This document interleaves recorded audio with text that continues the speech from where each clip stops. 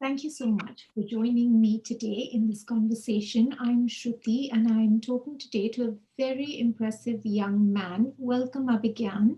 Thank you Thank, for talking to us today. thank you so much for having me. I'm calling you impressive at the start of our conversation before we've even exchanged a word, which is a tall order. Uh, but it's because one of the things that you've highlighted you would like to talk about today is what you call meeting the soul, which is a big one for anyone on this path. What Right. do you mean by meeting the soul? I think to me, like the idea of the soul is a little different because I think it's something that's already in you, but it's just something that we haven't recognized. I think it's all about recognition at this point because soul doesn't necessarily mean something that's in the outside or something that you see or something that you can feel. To me, I think it's more about your character or your discipline. So I think once you're in tune with that part of yourself, that's what I'm calling the soul. So, say for example, you behave in a certain way, or you exercise restraint in a certain way. I think that's when that's when it's your soul who's acting up. So I don't think it's so complex a thing. I think it's pretty simple. It's just how you react to certain situations and what part of you show at that particular point of time. So I think it has more to do with your character, more to do with your attitude, more to do with your behavior than anything else. That's what I'm calling soul.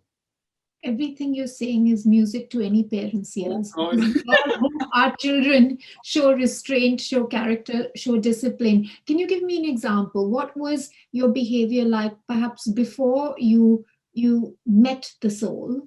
Um, and what were the changes that you think that brought about?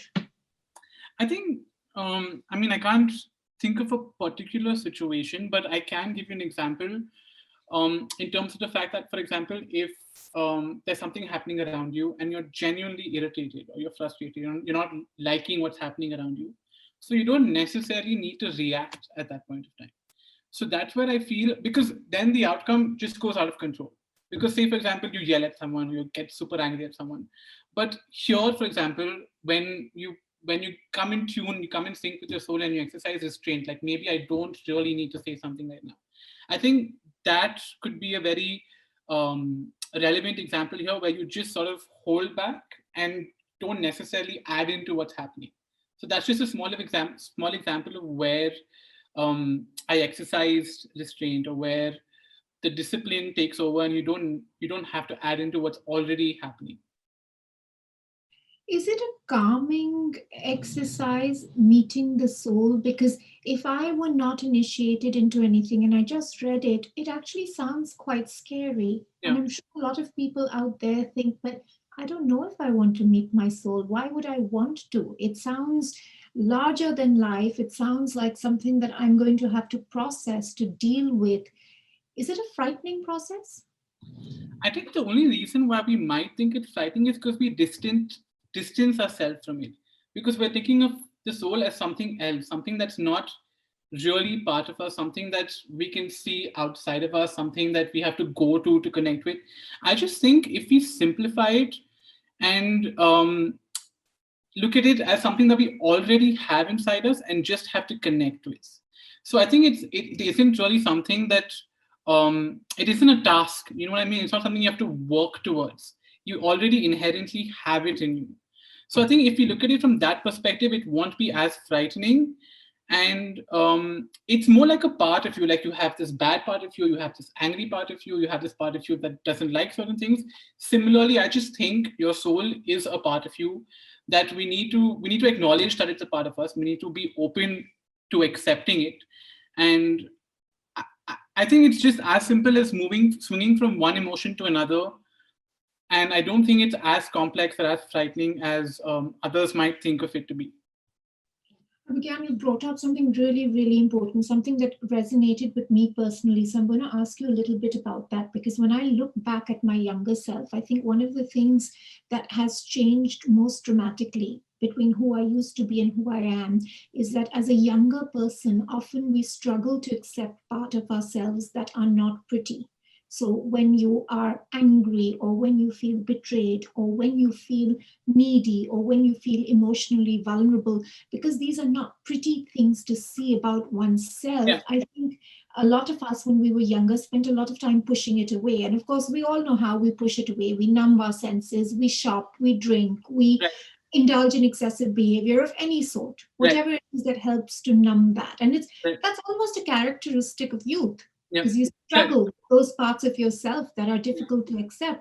And so to hear someone as young as you saying that they see the good and the bad in themselves is really, really telling. Do you feel that there was a process by which you first learned to see the good and the bad, and then to accept the good, the bad, the ugly, without going through this diversion that so many of us take? Yeah.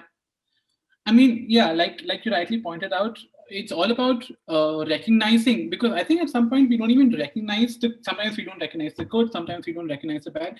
As long as you're aware that I have this in me, I don't think it's wrong to not want certain bad parts in you, or to like want them to just go away, or try to even occasionally move towards other things to try to forget these feelings. I think all of that is okay, but what is not okay is to not acknowledge that I have this and not be aware of it, which is precisely what Tarini does through her process, is where she tells you what it is, where it's coming from, where it's stemming from, what its root is. And I think the more you become aware of these points, it doesn't bother you as much, because now I know that this insecurity is stems from this point. So now that you're aware, it just becomes less problematic, and it doesn't take a toll on you like it might have. So I think what Tani helps you really understand is where it's coming from, what's the cause, what's its impact, either at a conscious level or at a subconscious level. Because your insecurity could be, like I have a double chin, for example.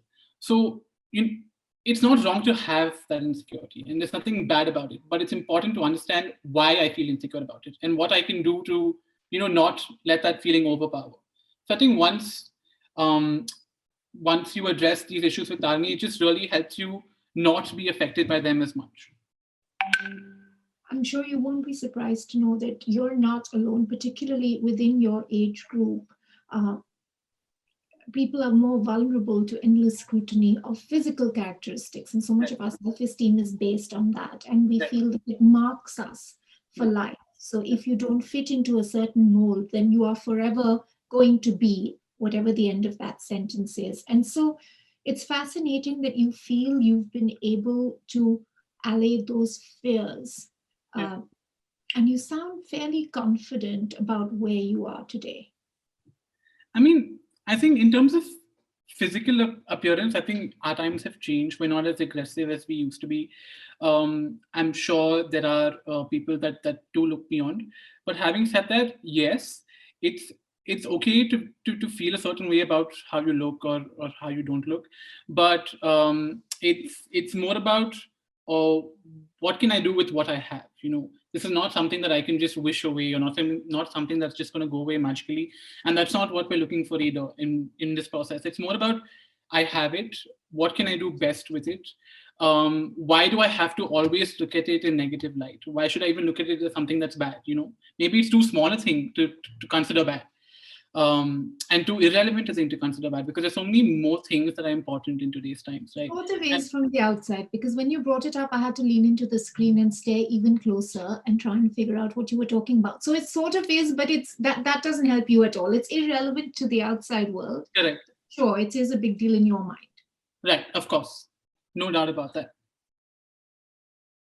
Has this also changed the way that you are looking then at other people? Because one of the other things about being as young as you are is that you tend to view the world differently. It's a slightly more superficial view of the world. We tend to take people um, on appearance more than on depth. For Uh, sure. if you've had this sort of revelation about yourself, where you are more than the sum total of your parts, does that also change the way that you are looking at other people? For sure. I mean, definitely. I think um, the way you think and your thought process definitely reflects outward. And what I mean by that is, if you feel a certain way about something about yourself, you probably won't impose that upon another when you know it might make them feel uncomfortable. So I think that level of self-awareness is established. That's just like basic. But I think um yeah, I think being more considerate, being more compassionate, being more open to what the other's trying to say, being a better listener, these are things that that do become evident if you think a certain way and if you're not bogged down by, say, for example, the way you look. So I think it does come out into the open, but I think it's more subtle. It's not direct. Like you might just hold back at some place and not say something to someone, or you might show compassion in a very. I think it's more subtle. Yeah, I think it's more subtle.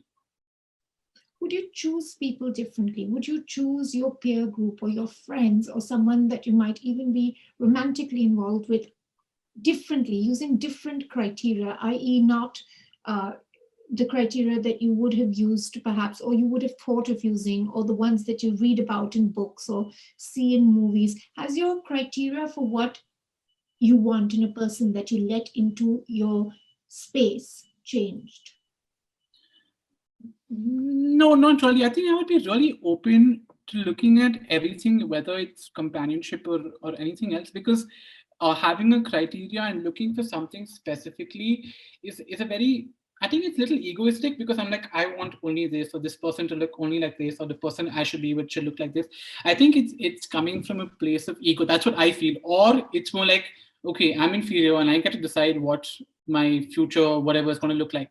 So I see it as something stemming from ego, but then again, of course, there's a part of you that wants certain things, but I won't let it overpower me being open. Like, I'm open to what you have to say. I might disagree with it, but I will listen. Um, yeah, I think I would be open in terms of finding a friend or whatever. I don't think I have a fixed criteria of what that person should be. What I hope about that you? answers your question, though. Yes, completely. I'm writing out a post on shadi.com as we speak. Oh God. How has this affected your interactions with your peer group? Because I'm assuming that not all of the people that you hang out with that are your age are talking about meeting the soul or going on a path of self-discovery. I'm sure there's regular conversations about where do you want to go on a Friday night. Um, and do you find yourself slightly distant from that? Do you feel that you still can go out and have fun and fit in with that peer group? What's that experience like for you? Okay, before I answer that question, I just want to make it very clear I'm as normal as anyone. There's nothing great or cool about me. And I don't differentiate myself from people I hang out with or people I don't hang out with. I think I'm very, very normal.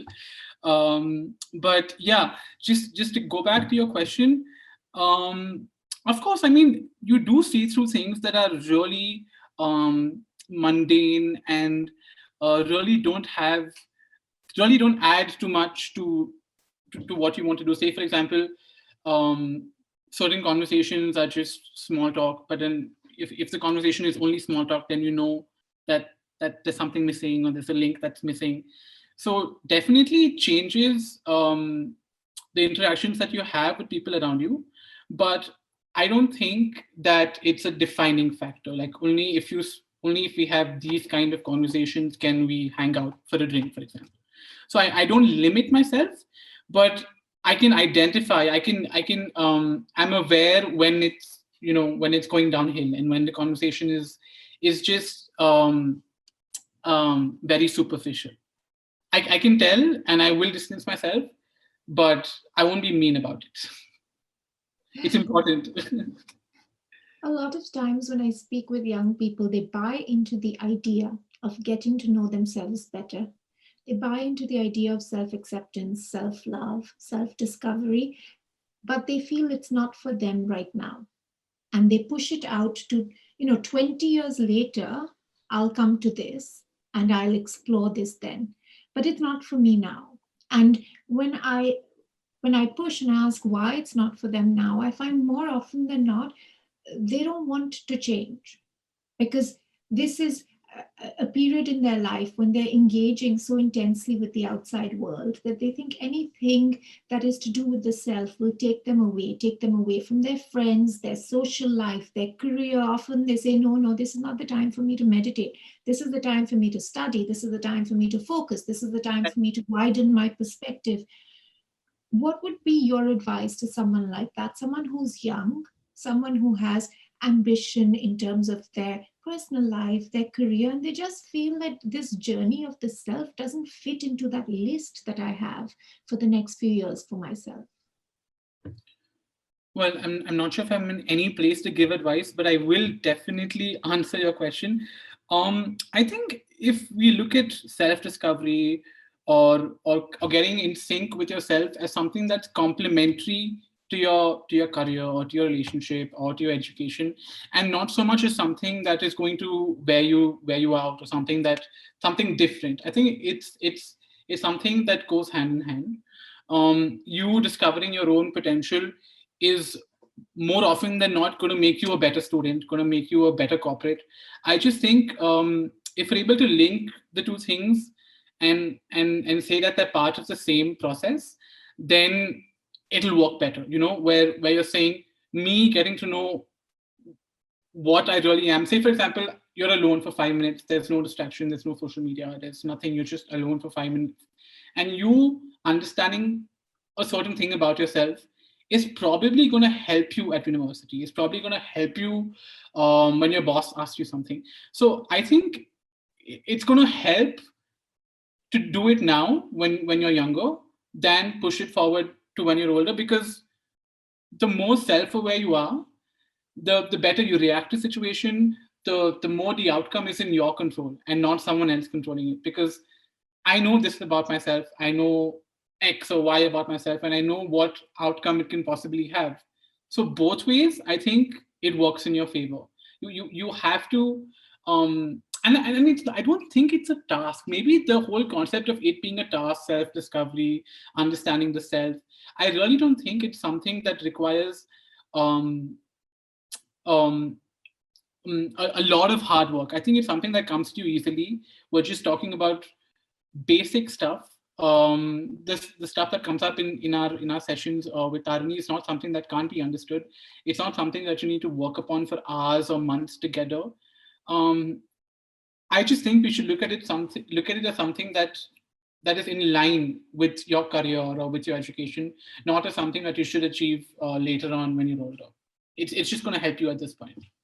Do you have an example, perhaps, of how being on this path of self awareness helped you with an academic choice, for example? Yeah, I would be more than happy to share this experience of how about 4 years ago, 4 5 years ago, when I wanted I had to go to university and I had to choose between two places. I did ask Tarani for help, and she rightly guided me and and suggested a certain university that I must attend, and I think it really helped me because. I felt it was the right thing for me. The course was new. It was almost like as if it was tailor made just for me, and I could relate with what the course had to offer. So I think if you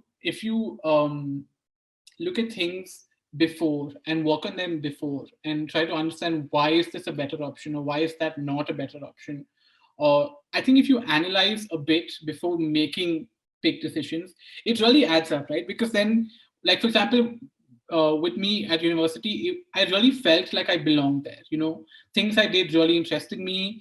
The assignments were super interesting. The people I met are my friends for life. So I just think that this whole activity of identifying the university I had to go to really helped me become the person I am, because those are the formative years when you're say 17, 18, all the way up to 2021. It really matters who you're with, what you're learning, what you're doing with your time. So I think it really shapes the person you are. So I am, if I may say, really grateful to this process for having pointed me in the right direction in terms of the university I went to. That you can even recognize that now, because most of us recognize the impact of our decisions, good or bad, uh, when it's a bit late to then go back and correct them. And especially university, it's such an important choice. As you said, it affects so much of your life to come that it's hard to overstate getting that choice right. And I know that I know I didn't. I know I was, where you were a few years ago and had a choice between different universities. And I think my criteria and how I picked a university to go to was completely off. And I picked on the basis of where's going to be more fun, where are my friends going, where's going to be easier, where is a less academic university, rather than going, I didn't look at the universities that accepted me and said, okay, this is top draw, I'll go to the best one that accepted me. I went to the one that would be most fun and least work for me.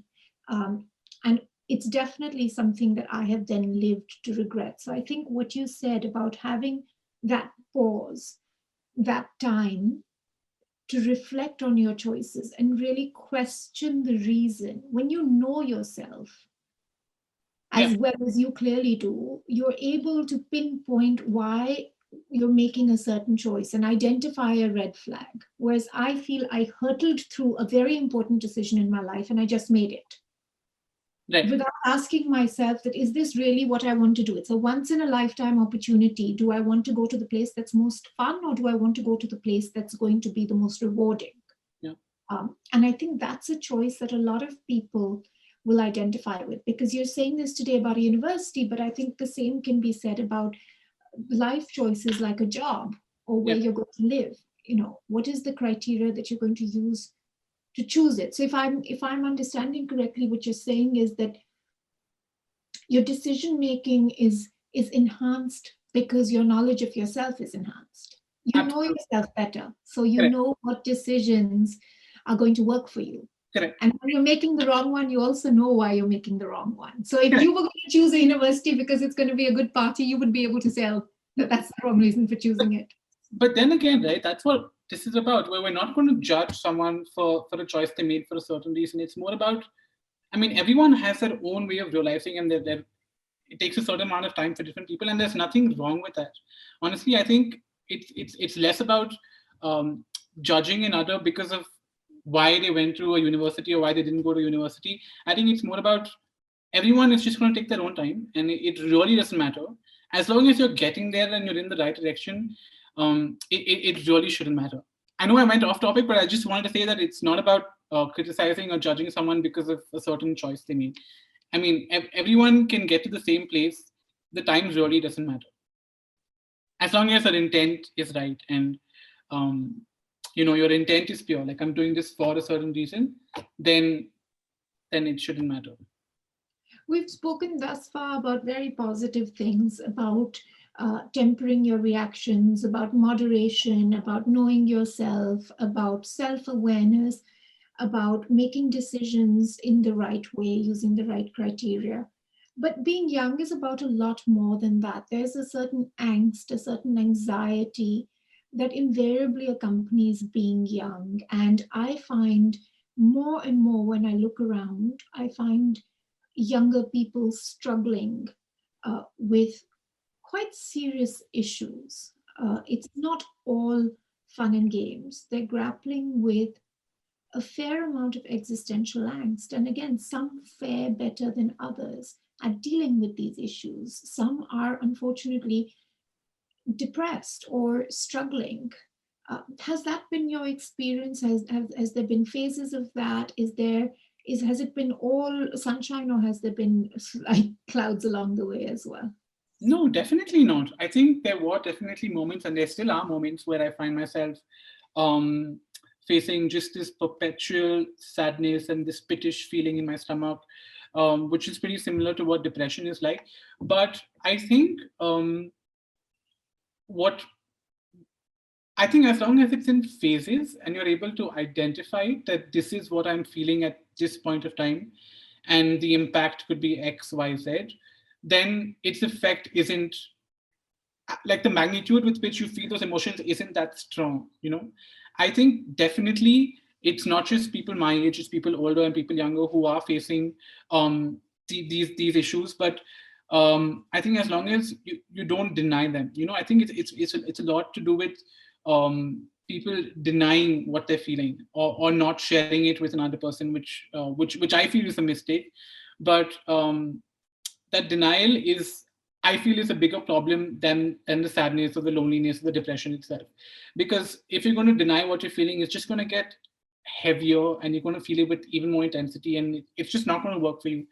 I think if you acknowledge that, okay, I do feel this way, and sometimes it's not really all that good, then already the intensity has reduced and you don't feel all that bad. And moreover, if you're able to identify where it's coming from, which is precisely what Tani helps you do, like, why am I feeling this? And what is the impact it's having on me? And what can I potentially do to reduce the effect? If you have a very organized, chronological, stepwise way to look at it, I think it really does help. It Those moments won't go away. They definitely will be there, but you know how to deal with them. And you will never let them overpower you. Like, you feeling sad in a moment where everyone else is happy. You know, I think you inherently will know how to deal with it.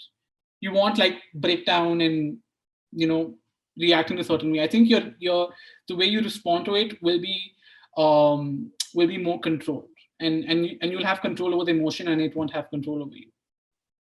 So, two thoughts as I'm hearing you say what you're saying. One is that uh, I stand corrected, and you're absolutely right. Mental health is something that everyone struggles with. And I find the culture around it is one of such silence. The truth is that you and I statistically are more likely to suffer from depression than we are to be hit by a bus as we're crossing the road.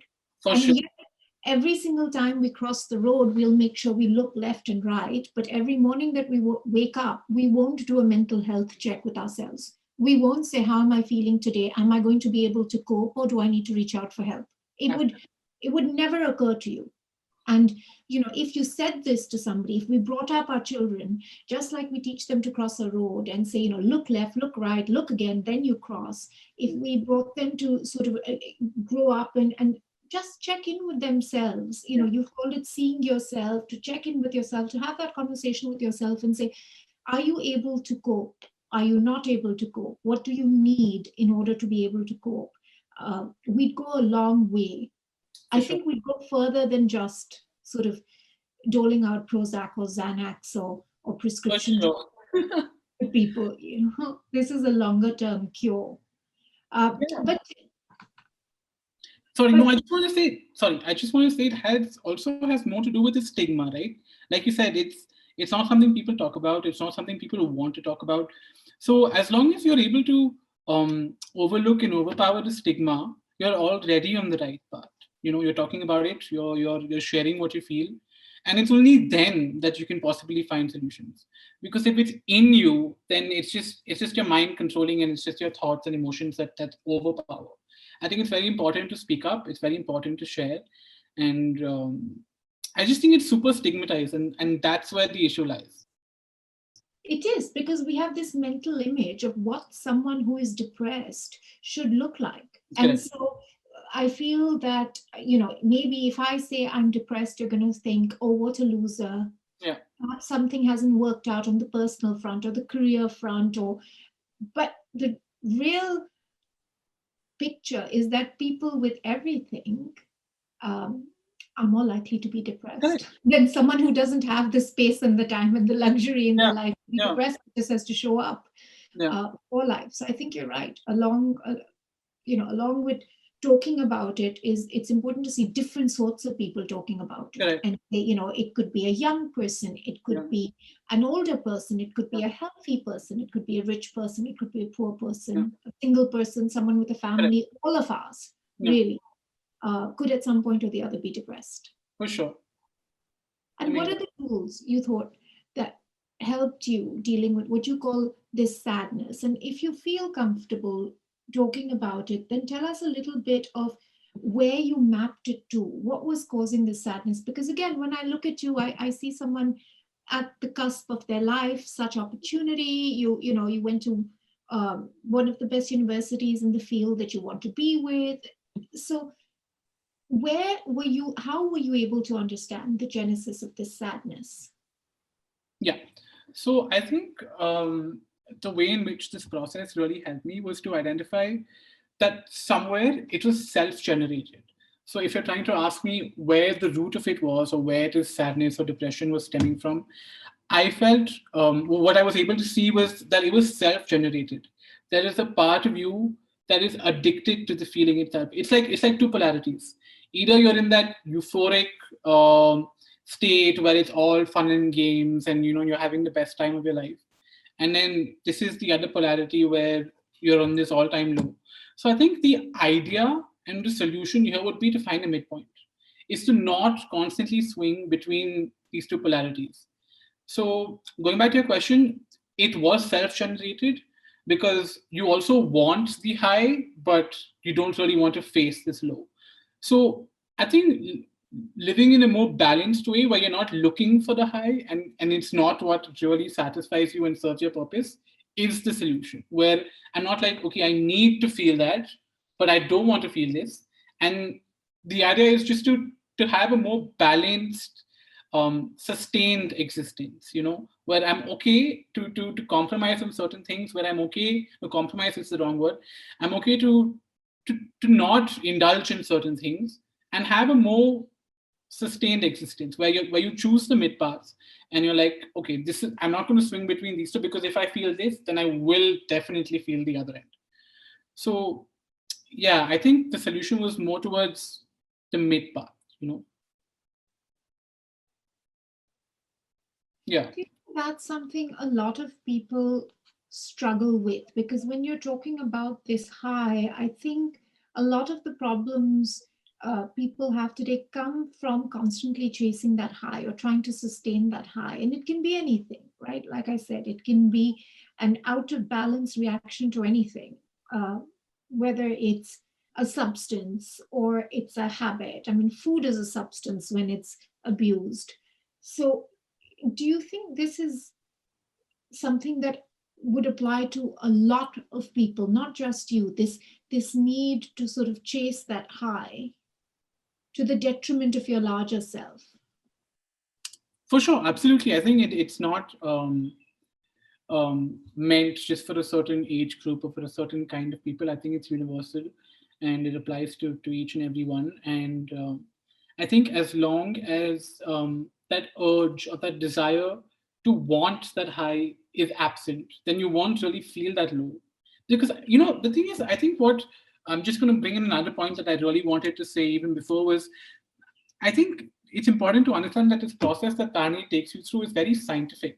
Like, we're talking about the mind, we're talking about thoughts, we're talking about the forms they take, what they manifest into, how a certain thought you have will eventually be a certain outcome, and it will take form. So I think the moment we understand how our thoughts or how our emotions literally affect our life, then we won't go around searching for a high or for a low, because it's literally shaping your life. Things we say, things we do, things we think about, things we feel, for sure have an impact. And it's not something that we can ignore. So I think if that becomes clear, then it's reason enough to not look for that high, or then to even not be addicted to the low. Because sometimes I feel it's also, you're addicted to both. You're addicted to feeling sad because then you become the victim, and then everyone gives you empathy and pity. And yeah, so I think it's more about realizing how important thoughts and feelings are and not taking them for granted.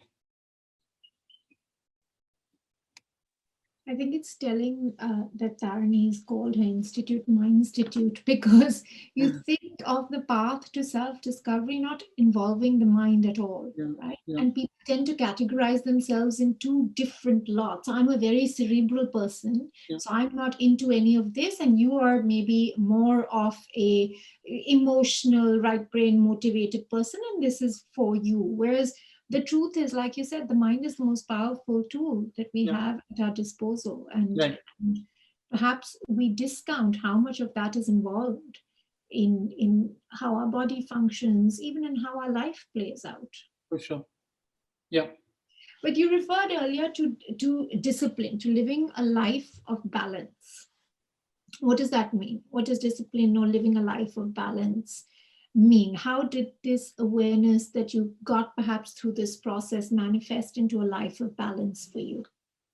I think it has a lot to do with knowing when to say no. And what I mean by that is, say, it could be your eating habits, it could be your behavior, it could be anything. I think when you know that here's where I draw the line, and here's where I, practice restraint and step behind and don't necessarily indulge, I think that's the mid path. And that's what it is to have discipline where you know that this is something that I would otherwise have liked to do, but it's just going to cause me harm eventually, so I say no. you know it's all about practicing restraint, like I keep saying, and it's all about saying no at the right time. Like when you know something is ethically wrong, and something, no matter what your urges are, no matter what your desire is, if you know something is ethically wrong, and say for example will cause harm to another or will make someone feel bad, you just tell yourself, no, I'm not going to do this. And that's where discipline comes in, and that's where I think it's more balanced, and that's where your life is balanced, because then you know. I mean, it just sounds very simple that it's good from bad and right from wrong, but at that moment when your urges take over, to then practice restraint is the most difficult, I feel. And yeah, for sure, I definitely feel that discipline has a lot to do with saying no and practicing restraint. No, absolutely. I mean, what you say is a universal truth. It's almost always easier to say yes to an impulse than to actually say no to it. That requires a certain amount of, as you say, self-awareness, self-restraint, and discipline to be able to look at something and reject it as an option. Which are some of the areas that you think in your life have come into balance? Where do you feel this balance? I definitely feel it in terms of my health. I mean, this process has taught me how to balance, say for example, your personal life with your work life, with how your health needs to be. I think I definitely have, like, my eating habits and my exercise habits have become more streamlined, for sure. I see a lot of behavioral changes, where I would react in a certain way, when in a certain situation I would react in a certain way, but now I feel like I know how I should or should not react in that moment. And I definitely feel like I have more control over my emotions, where they don't overpower me all the time, and I don't necessarily get involved too much. I mean, it's good in certain cases to go all out and feel your emotions and cleanse yourself, but at times it might not always be the right thing to do. So yeah, these are few of the places. Definitely, my having a healthier lifestyle, not indulging in and reacting when a certain situation is there, and yeah, and having greater control over my emotions. These three things. What would you say, because you brought up career, you brought up education, what would you say to somebody your age, in your place, who says, I just don't have the time for this? I need to focus on my career. I need to focus on getting good grades. I need to focus on getting into the right university. And it's not just the younger person, it's often parents I speak with as well, who are quite firm, well, this is not the time in his or her life to do this. He really needs to focus on his grades now. Or he and there's resistance even within the parent community. A lot of schools want to talk about mindfulness workshops, meditations, and the parents say, well, this is not why I'm paying you a fee. I don't need you to take my child and teach them how to sit quietly for 15 minutes. I need you to make my child president of the debating society. Yeah. So how did you overcome that? And did you not feel the pressure of, well, I need to focus on my grades, I need to focus on university, I need to focus on getting a great job? Or did you feel that actually both of these paths are aligned? Well, I think it's all about prioritizing. If you're able to prioritize what you have to do, um, then everything gets done. I mean, I don't think there's ever a question of, do I have enough time? If you want to do it and if you prioritize correctly, you definitely will make time to do it. I think the reason why people might think so, where they say, I don't necessarily have the time, and why would I want my kid to, sit, just pay money to have him sit quietly? because I think the gravity of the situation is not understood. Why aren't we looking at it from another angle? Maybe that kid sitting for 15 minutes teaches him something about himself, which will make him a happier person. For example, it's as simple as that. So, would you want your kid to have a better job and earn more money, or just be happier? I mean, it sounds very simple, but um, I think if you prioritize correctly and if you're less resistant, as you said, that people do tend to be very resistant.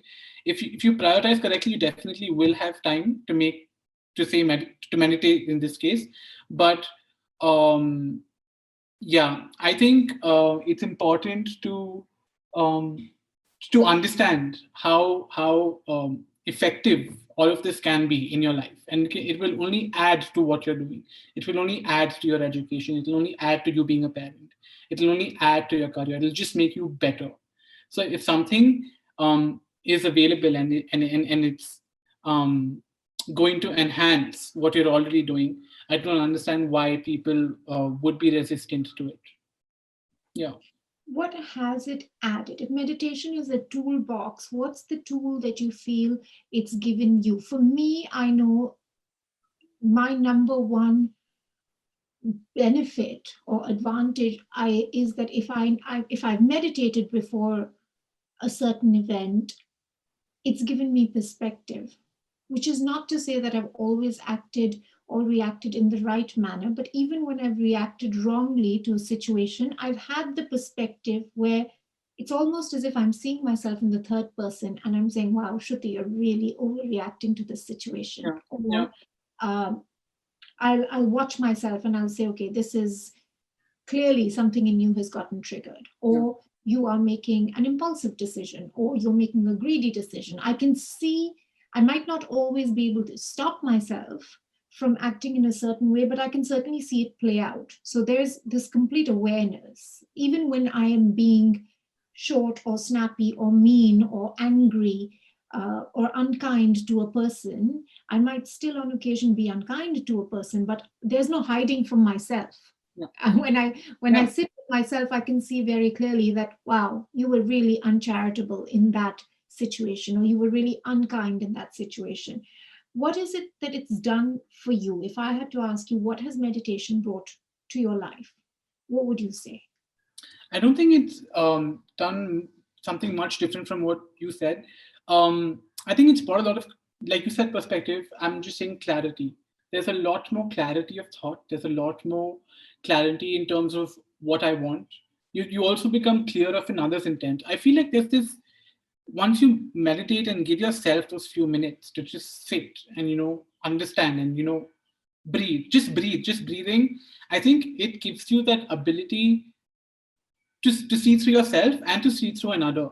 So clarity of your own thoughts and clarity of your own intent, but also of another. I often find myself in a situation where, like, I can tell what the other person is thinking, or I can tell what his or her intent might be. I'm not calling this a superpower or anything. This is something that any of us can do. Just FYI. I just feel like certain gestures or certain expressions which you might have ignored otherwise become clear. So to me, meditation just makes things clearer. And also, like I have literally said in every line, it helps me step back from situations and sort of practice restraint, because I feel like I have the habit of just jumping in and saying something in the spur of the moment. But I think it really helps me not get involved, one, and definitely clarity of thought and clarity of what's happening around me. I feel I'm more aware of um, what is being said by me, what is being said by another, how that could possibly affect all of us. Um, yeah, just being more in the moment and being more aware and clear. That's what it does for me. What does your practice look like? Because you spoke about the fact that really one just needs a few minutes of quiet. And that, again, is another misconception about meditation, that you're going to have to get up at 4 a.m. and sit in absolute silence and in absolute darkness, away from the world, away from any sound, and spend hours in this state. And that perhaps is one method, and that perhaps is how some people do it. But what is your own meditation practice like, and how seamlessly does it fit into the rest of your life? To be very honest, it's just a few minutes of your day. It's You don't even have to be in a certain place. It's just you. I mean, the key to meditating is just being with yourself, whether you're with yourself in a room or not in a room, or whether there's someone with you. Even I think it's more about just closing your eyes and sort of understanding what you're feeling on the inside. Of course, initially there will be thoughts that come in, mundane things like, oh, I have this to do, or I have this to submit, or my kid's waiting for me at home, I have to pick him up. So these thoughts will definitely come in, because then again, we're still just human beings. But there is a moment in your entire meditation process where you're connecting with your soul, you're connecting with your higher self, you're connecting with a part of you that you're not necessarily familiar with. And that's what you're actually looking for. And that's the reason you do it. I mean, there are, say, out of 10 minutes, 6 minutes are just thoughts, things you have to do, things that are worrying you. But then there are just 4 minutes, which is all about you, where you're trying to understand who you are, you're trying to understand yourself better. You're coming in sync with a part of yourself that you're not aware of completely. So the idea of it is that those 4 minutes. But yeah, I don't think there's any conditioning that it needs to be in a certain place at a certain time. Definitely not. It's as per your convenience. In the end, it has to do with you. And when you find time, or even if you don't find time, even doing it every alternate day is not a bad thing. I just don't see it as a task or something that needs to be achieved or something that has to be done. Um, like brushing your teeth is not something that you would call a task. It's just something you have to do for oral hygiene. So I just think that the moment we don't look at it as a task, it becomes easier to do. And we're not like propagating it that everyone needs to meditate. It's just better if you do. I think that's a fabulous message. So it's also reminded me as well that really all the excuses that we come up with in order to not meditate that day, but you manage to sort of brush your teeth, bathe yourself, clothe yourself, and get out of bed. So why was Right, meditation not part of that sanity check? right, right. And That's for a those great. who, I'm so sorry to cut you off, but for those who don't think um, in the same way and don't necessarily feel like it's the right thing, that's okay too. I mean, to each their own. It's all about. Often there isn't the black and white. I find that there's in all of us such a resistance to meditate, Yeah, even though intellectually we're all convinced of the benefits. yeah, yeah, There's so many studies out there yeah, on the impact of meditation on everything yeah, from, as we discussed already, mental health, yeah, but also on your physical health, also on the quality of life that you're living, on the quality of work that you're producing, on your efficiency, and pretty much every metric has been measured, and meditation has been shown to have an impact on all, and we know that yeah, intellectually. yeah, But of course, all of us on different days have different resistances. And I don't know whether this has been your experience, but there's sometimes when you cannot wait to go to your room, sit quietly, and meditate. And there are other days when you've got 2 hours free and you think, wow, this is the yeah, time to do it. But you're so busy scrolling Instagram for or sure. shopping online or whatever it is that you do. And I feel like even when I speak with friends who say, I don't have the time, or when I myself say, I'm so busy this week, I have no time for it, I realize that actually that's when I need it the most. Yeah, And all it really takes is a few minutes. yeah. I mean, if it's not something that you consider important, then naturally you wouldn't have time for it. But if it's something that, if you feel spending time to yourself and giving yourself more importance than a meeting that might eventually lead to nothing, then that's your choice. You know what I mean? It all comes down to what you want. In the end, everyone has a choice to do what they want, and no one can take that away from you. And I wouldn't say it's wrong not to meditate. I would just say it's better if you do. I mean, in the end, what might be good for someone, it doesn't necessarily have to be good for everyone. So I just think it all comes down to the choice point. Do I want to do this? Do I choose to do this? Yeah. So to each their own, I guess.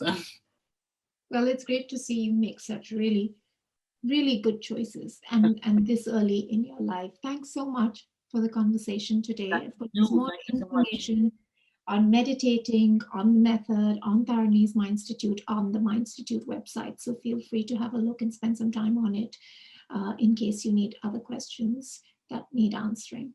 Thanks a lot, Abigail. Thank you so much for having me. Thank you.